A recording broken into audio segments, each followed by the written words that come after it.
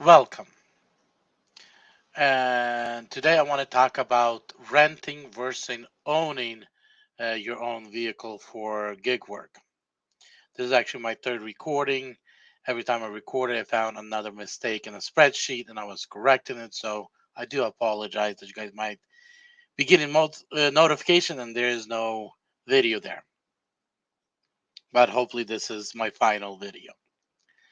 So, first question is, where do you find a spreadsheet? Because I created a spreadsheet where you actually can play with those numbers and find out what is true, real numbers for you are. And I believe every single driver out there supposed to know what is true bottom line cost for every single mile that he drives for gig work. And I'm pretty sure you can actually calculate that for not gig work. Just owning a vehicle, what is actually true cost to you for every single mile that you drive on a daily basis. So this can be used in various different situations. So let me actually walk you through how to find a spreadsheet and what you need to do and how you can calculate that. So you're going to go to any of my videos on my channel, and when you get there, you will have to click on description of the channel description of the video by clicking show more, and then under Doordash you will select the link that says link to the Google Sheet to make a copy to calculate your vehicle cost. So by clicking that, it will open up the spreadsheet. When you get to the spreadsheet, you will need to go to File, make a copy, and that will create a copy under your Google account. And then you'll be able to play with the numbers. The spreadsheet that I created has three categories. It has sorry, renting vehicle cost per mile calculator, owning vehicle cost per mile calculator, and leased vehicle cost per mile calculator. So you have three categories. Not very common people will be driving on their leased vehicle because majority of people that lease their vehicles are actually middle class drive income owners, and I doubt they'll be giving up their job to drive for, let's say, DoorDash or any other gig out there. But if you are, cut yourself in a situation where you are driving on a leased vehicle, need to be aware of a few things. You do have a annual mileage limit that you can drive without being penalized. Also, if you go to your paperwork, you'll find what is the penalty fee for every single mile driven outside of that annual limit. So you'll be putting in your annual limit, you'll be putting in your penalty fees, um, registration, monthly payments, and then so on as we go on to do on the top, and then you'll be able to see what is your true cost on your vehicle for driving every single mile for gig or for life or whatever the situation might be. So let's look at the rental. So let's say I think $56 is the price for at Lexington Airport a day to rent a vehicle with insurance and taxes. First of all, if you're planning to rent a vehicle, I recommend getting insurance. And here's a reason why. First of all, you do not know how people treated that vehicle before you as they rented it. You can, see the vehicle condition, but you know, things do happen.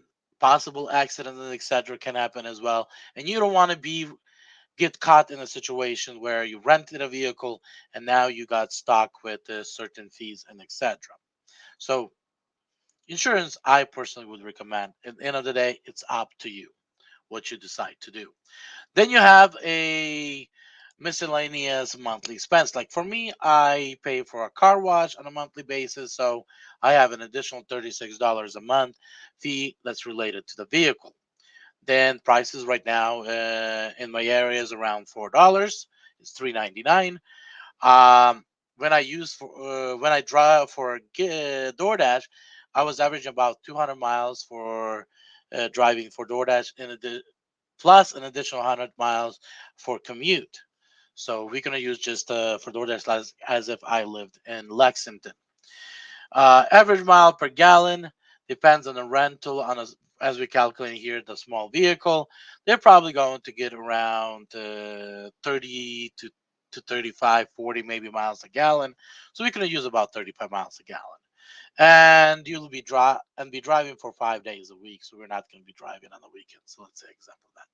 So based on these calculations, the cost for every single mile driven on that vehicle is going to be about 51 cents for every mile. Now let's look at owning a vehicle. And here we'll be doing some adjustments. We're going to be taking my situation that I own a Prius. If I turn around and decided to sell it today because of the inflation, I'll be able to sell that car for $7,000. It's a 2010 Prius, has 205,000 miles on it. I'm still suspecting to get about 70,000 miles out of that vehicle before I have to throw major money at the vehicle. And let's talk a little bit about, you know, lifespan of the vehicle for you guys can understand what I'm referring to here on the chart. Some people say, "Oh, I like to drive a beater." No problem. It's end of the day is your choice. The only question is when you pull up to the customer's house, how do you feel about being presentful? That's question number one.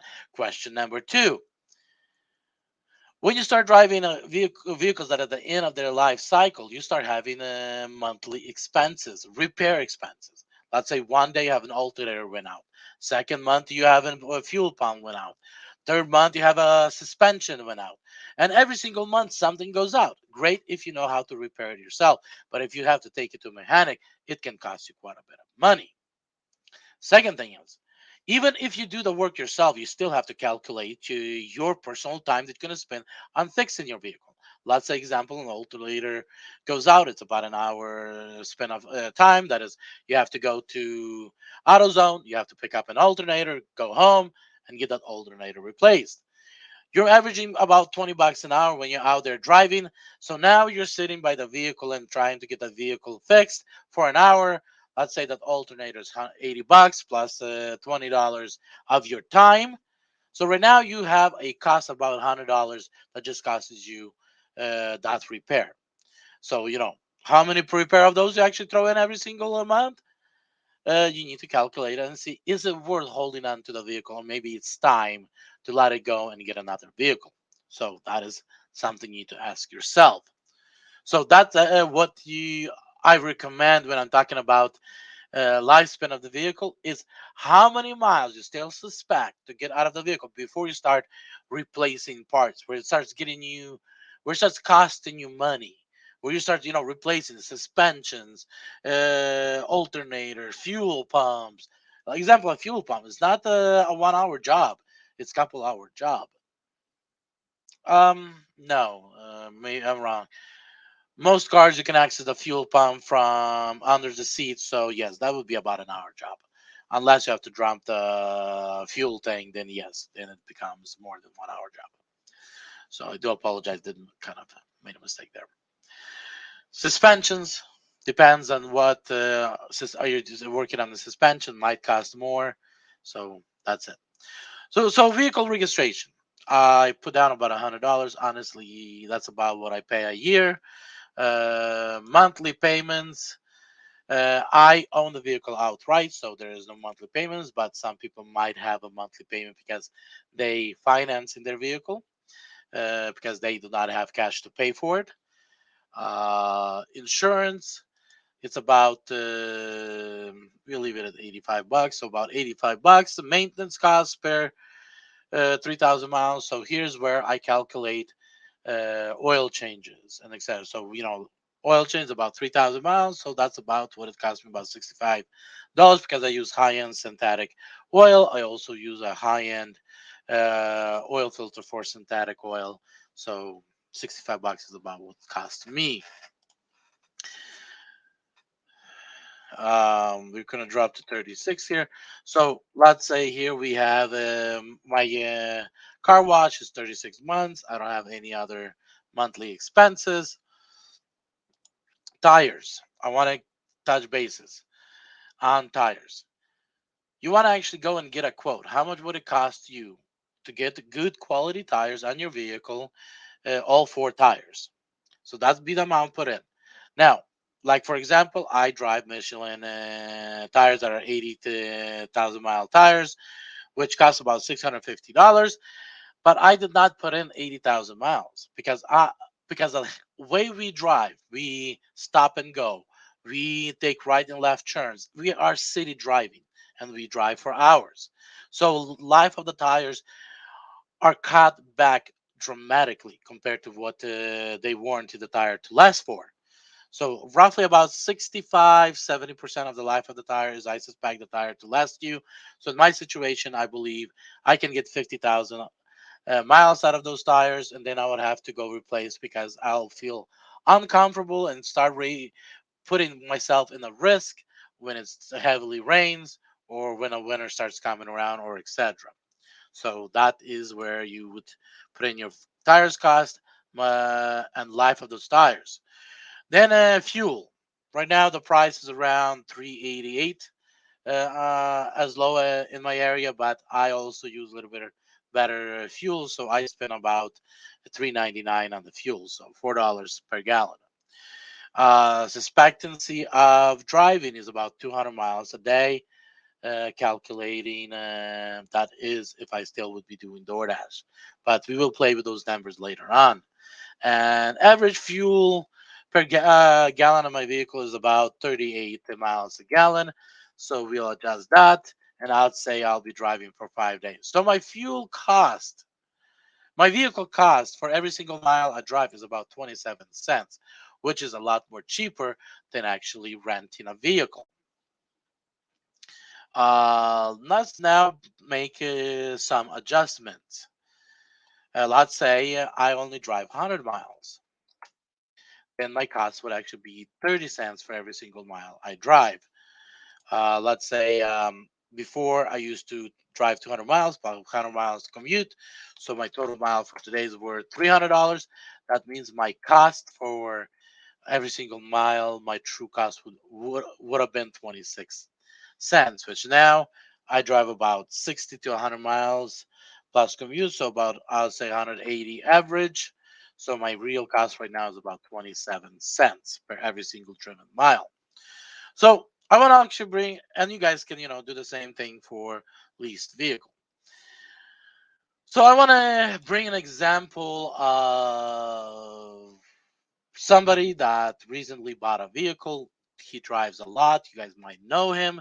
Makes also a lot of money a week. He recently, I believe, just purchased a vehicle for $3,000. I'm suspecting he'll be get probably 50,000 miles out of that vehicle.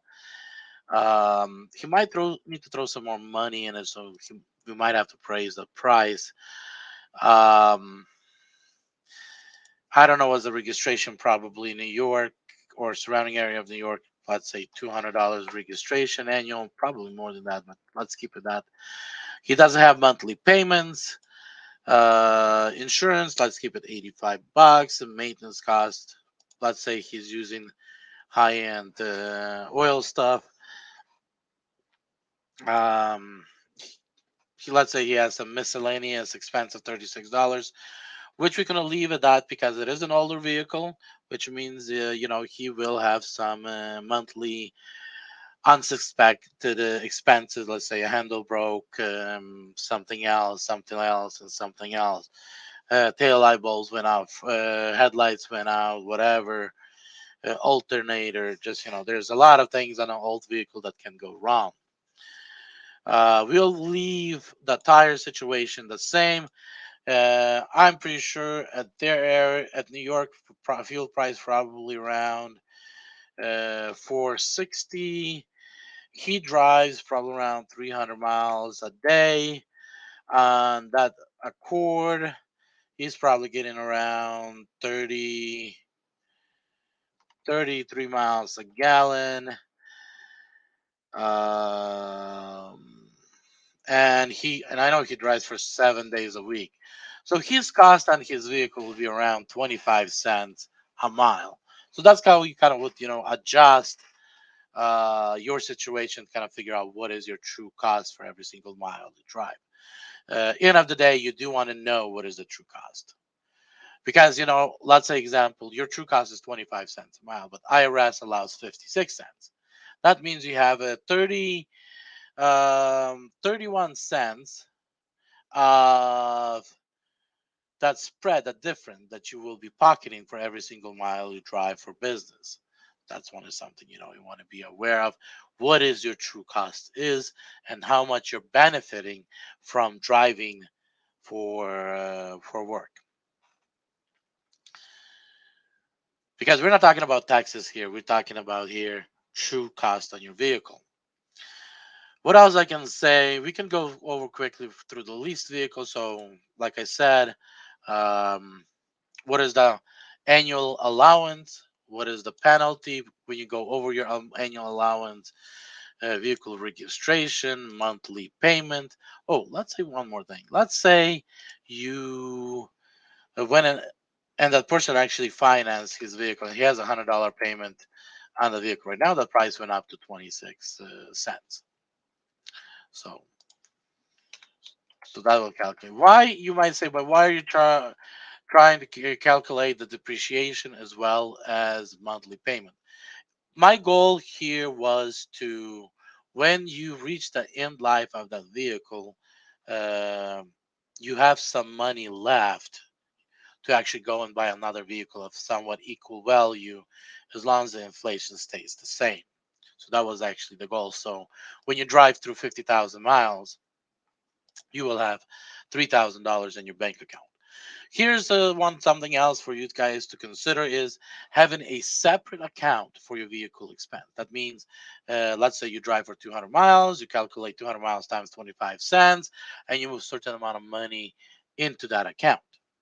That means from that account, you're going to pay your fuel, your vehicle oil changes, anything else you're buying. So when you reach the end life of the vehicle, you should have saved up roughly about that amount into your account. So, just kind of go through the same way as you go here, and you would actually get yourself an idea where you're standing when it comes down to your vehicle expense as a leased vehicle. So, I want to say be wise, be smart, be blessed, and make sure you download that spreadsheet, you figure out how to use it, and you figure out what is your true cost, because that makes a big difference in the gig world. Are you going to be making it, or maybe you are breaking it? Be blessed.